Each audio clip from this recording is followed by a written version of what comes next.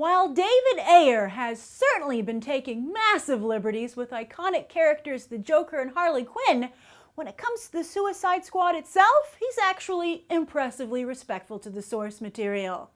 See, while Task Force X originally debuted in the pages of The Brave and the Bold in 1959, the version still alive and well today, ironic considering the team's name, was created by comic book writer John Ostrander in 1987 in Legends, before quickly getting its own title. And Amanda Waller's founding members included Rick Flag, Deadshot, Captain Boomerang, and Enchantress! That's right! What seems like the oddest addition to the team for the 2016 movie is actually one of the most authentic. Yes, welcome back to Suicide Squad Case Files, introducing you to each new member of the team, as well as the actors who will bring them to life on the big screen.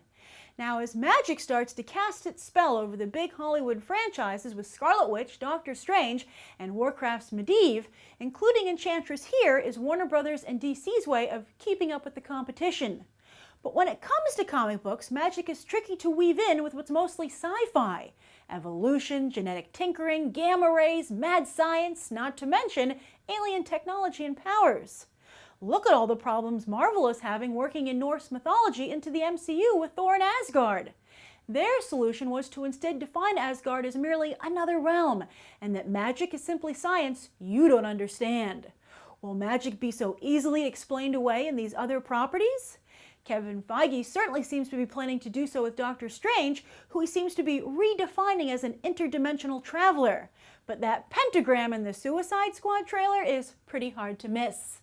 Plus, DC Comics has far more magic in its pages than Marvel, with Zatanna, John Constantine, Dr. Fate, Madame Xanadu, Etrigan the Demon, Black Alice, and more. Interestingly, many of those characters are far more popular than the Enchantress, and many were supposed to debut on the silver screen in Guillermo del Toro's adaptation of Justice League Dark, where it just so happens Enchantress was likely to be the big bad, as she was when the title debuted as part of the New 52. But that project ultimately fell apart, and now the Enchantress will be the first DC sorcerer to hit the silver screen all by her lonesome. Enchantress first hit the pages of DC Comics in 1966 in Strange Adventures. Freelance artist June Moore went to a swinging party at Terror Castle, only to accidentally fall into a secret chamber, where a strange being granted her magic powers to fight evil, initially just in the castle itself. And when June uttered the words, "the Enchantress," the innocent blonde turned into a dark-haired sorceress. How utterly 1960s! Only June soon discovered that she was basically DC's version of the Phoenix, except that story was published years later in 1980.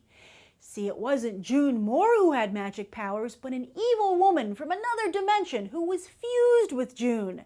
It wasn't just her hair that changed, but who she was inside, with June and this Enchantress fighting for control of her body. That means whenever June used magic, she was in danger of losing control and going full villain. That's why she was actually the only original Suicide Squad member to volunteer, as Amanda Waller promised to help June control her powers. And just to be safe, Waller told Deadshot to take her out should June become too much of a liability on a mission. I guess that was pre-head bombs, which Waller would eventually use to control her Suicide Squatters. Anyway, Enchantress ended her run on Suicide Squad when the Enchantress connection was ripped away from June by a demon, and June ended up in the Ostrander Mental Institute, or perhaps in David Ayer's movie Arkham Asylum? June Moore, reconnecting on and off with the Enchantress, has spent most of her time over the years joining various magic teams like Shadowpact as a fringe character, but was brought back to the forefront with the launch of the New 52, where Justice League Dark fought an out-of-control schizophrenic June Moore for their first story arc. Enchantress has been romantically involved somewhat with fellow mystic artists Ragman and Deadman, but Ayer seems to have something cooking between her and Rick Flag. So while Enchantress definitely seems to meet the cray-cray requirements for the Suicide Squad, what unique skill set does she bring to the team? Well, in the comics, she can manipulate magical energy, including to heal wounds and track others who are practicing magic. But get this, she's also a teleporter! And as any self-respecting comic book reader knows, every super team needs a good teleporter. Plus, Enchantress can get creative with how she goes from A to B, as she can also fly and walk through walls. Whoo! What a fantastic opportunity for some awesome visual effects, right? Now, as for who will portray Enchantress, it's an actress as fringe as the character herself. UK model Cara Delevingne has so far made headlines for her modeling career, being pals with Taylor Swift, and her romance with musician Annie Clark. But Delevingne says her burning passion is to act. And so far, she's doing pretty good, as while she lost the role of Alice to Mia Wasikowska and her breakout role in Paper Towns was a box office dud, she will next be seen in small roles in Warner Brothers' Pan, Harvey Weinstein's Tulip Fever, and London Fields with Billy Bob Thornton, Amber Heard, Jim Sturgis, Theo James, and Johnny Depp. Then, of course, there's Suicide Squad, but after that, she's caught the eye of none other than Luc Besson for his sci-fi epic comic book adaptation, Valerian. And let me remind you, Besson seriously helped the careers of Natalie Portman, Milla Jovovich, and Scarlett Johansson. He's pretty much one of the best directors an actress can team up with.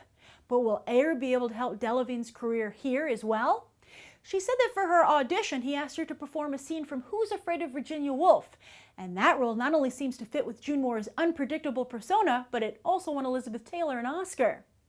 It'll also be interesting to see if Delevingne's Enchantress can compete with equally showy roles for her fellow actresses, Margot Robbie as Harley Quinn and Karen Fukuhara as Katana. With Waller added to this mix of strong female characters, is this movie really going to be Joker's Angels? Write your thoughts down below. I'm Grace Randolph, and be sure to tell me who you want to see explored next on Suicide Squad Case Files. Harley Quinn, Deadshot, and Amanda Waller are available to watch right now.